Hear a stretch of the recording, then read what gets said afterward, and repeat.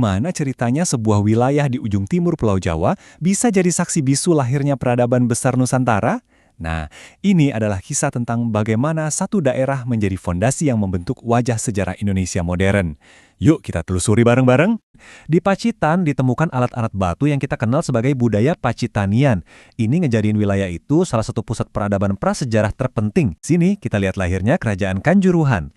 Prasasti Dinoyo dari tahun 760 Masehi jadi bukti nyata kemajuan budaya dan spiritual mereka yang mencatat pembangunan tempat suci untuk Dewa Siwa. Nah, dari fondasi yang udah kokoh ini, mulailah tumbuh kerajaan-kerajaan yang lebih besar. Ada Kerajaan Kediri, pusat sastra yang melahirkan karya-karya hebat kayak Kakawin Baratayuda, tapi kemudian muncul Singgasari. Wah, ini beda banget. Didirikan sama Ken Arok yang legendaris itu, fokusnya langsung bergeser drastis ke penaklukan dan politik.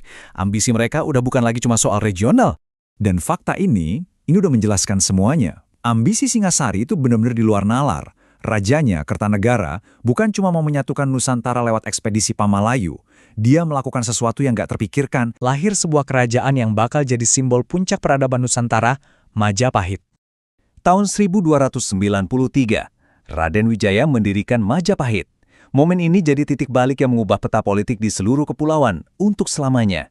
Kekuatan pendorong di balik ekspansi Majapahit yang luar biasa itu semuanya terangkum dalam sumpah legendaris ini. Sumpah Palapa dari Mahapati Gajah Mada itu bukan sekedar kata-kata loh, ini adalah cetak biru untuk menyatukan sebuah wilayah yang super luas di bawah satu panji. Tapi jangan salah, Majapahit itu lebih dari sekedar penakluk. Ini adalah peradaban yang lengkap, pusat perdagangan maritim yang kuat, sistem hukum yang canggih, plus pusat seni dan arsitektur. Para pedagang di kota-kota pelabuhan yang ramai, terus diperkuat sama peran para wali songo yang karismatik, kayak Sunan Ampel. Beliau-beliau ini nggak cuma menyebarkan agama, tapi juga jadi pusat pengaruh politik. Nah, dari sinilah lahir kerajaan-kerajaan baru yang ikut mewarnai dinamika wilayah ini. Puncaknya, semangat perlawanan dan ambisi buat bersatu yang udah ditempa berabad-abad, akhirnya berkobar dalam perjuangan kemerdekaan nasional.